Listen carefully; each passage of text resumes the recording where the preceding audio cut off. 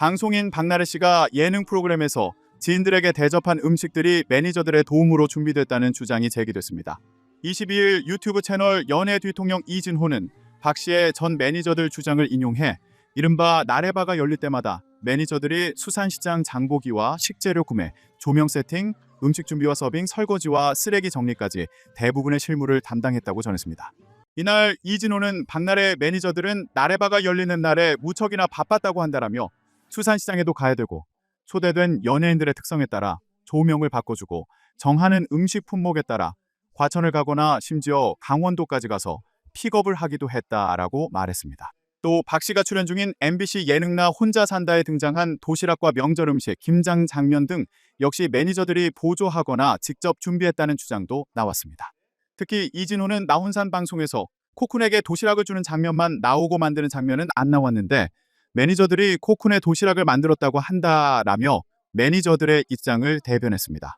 명절에 전 부치는 장면도 매니저들이 전날부터 1박 2일 동안 옆에서 전을 부쳤다며 방송에서는 요리 과정이 모두 담기지 않았지만 실제로는 매니저들이 전날부터 장시간 함께 작업했고 촬영 중에도 뒤편에서 재료 손질과 준비를 이어갔다는 설명입니다.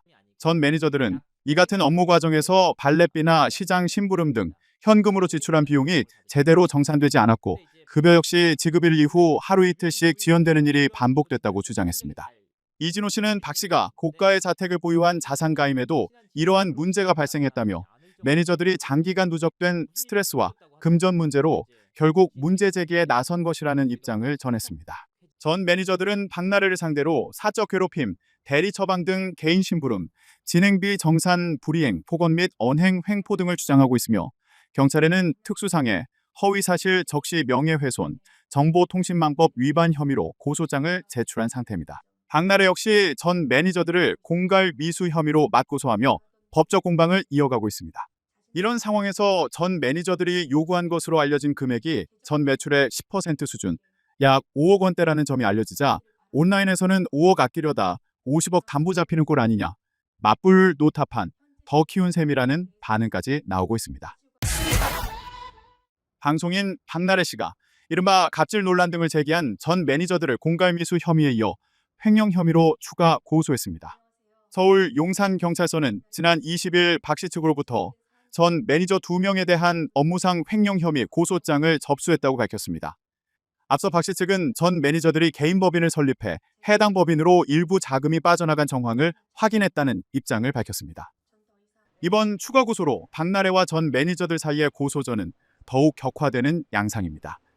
전 매니저들이 박나래를 고소한 사건은 서울 강남경찰서에서, 박나래가 전 매니저들을 맞고소한 사건은 용산경찰서에서 각각 수사가 진행 중입니다. 이런 가운데 법원이 개그우먼 박나래 씨의 서울 용산구 자택에 대해 가압류 신청과 관련한 담보 제공 명령을 내렸습니다.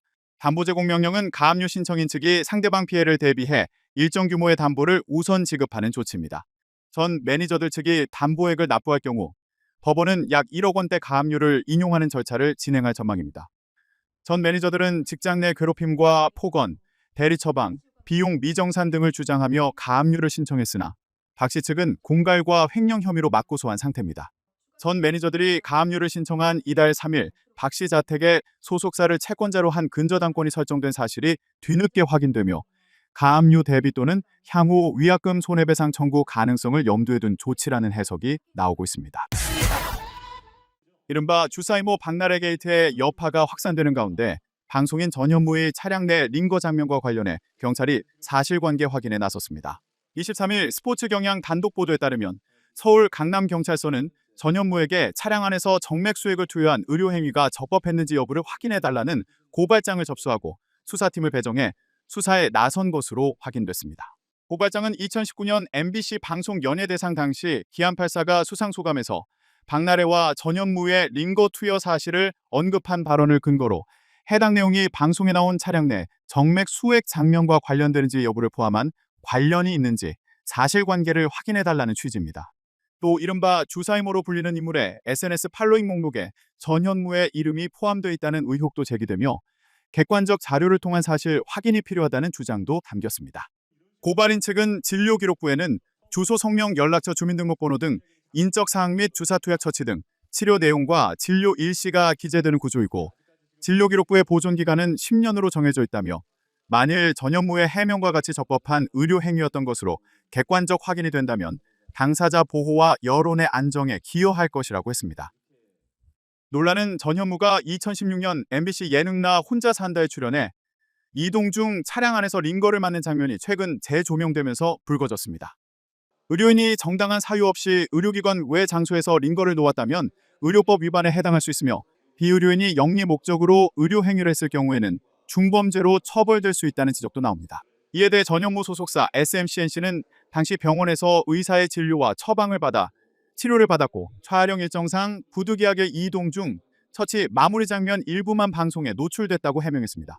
그러면서 마무리를 제외한 모든 의료 행위는 병원 내에서 의료진 판단과 처방에 따라 진행됐다며 의료인을 개인적으로 호출하거나 불법적인 시술을 받은 사실은 없다고 했습니다. 갑질 및 불법 의료시술 의혹에 휩싸인 박나래가 전 매니저들을 공갈 미수 혐의로 고소한 사건에 대한 조사를 마친 것으로 확인됐습니다. 박나래는 지난 19일 서울 용산경찰서에 출두해 비공개로 고소인 조사를 받았습니다. 이번 사태가 불거진 후 첫 경찰 조사였습니다. 이날 박나래의 고소인 조사는 인적이 드문 야간에 진행됐습니다. 박나래 측은 22일 문화일보에 19일 저녁 고소인 조사를 받은 것이 맞다. 아무래도 고소인 조사이다 보니 비공개 진행이 가능했다면서 꽤 긴 시간 조사했다. 6시간 정도 진술했다고 밝혔습니다. 박나래가 고소인 조사를 마치며 용산경찰서도 수사에 속도를 내고 있습니다. 공갈 미수 혐의의 피고소인인 전 매니저는 주말인 20일 조사를 받았습니다.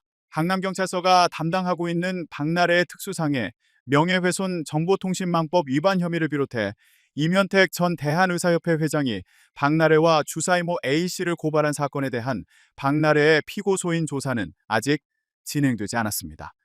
고소장을 제출한 전 매니저들은 강남경찰서에 출두해 이미 2차례에 걸쳐 조사를 마쳤습니다. 지난 16일 두 번째 조사가 진행됐습니다. 강남경찰서는 전 매니저의 진술을 토대로 향후 박나래의 출석 요청 일자를 조율 중입니다. 박나래 측은 강남경찰서에서는 아직 출두 요청이 없었다고 말했습니다.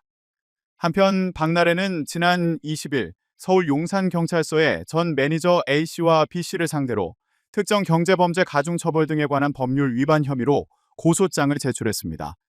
앞서 박나래 측은 두 사람을 공갈 미수 혐의로 고소하면서 전 매니저가 개인 법인을 설립했고 해당 법인의 에이전시 비용 명목으로 일부 자금이 빠져나간 사실을 확인했다며 횡령 혐의 고소 의사를 밝힌 바 있습니다.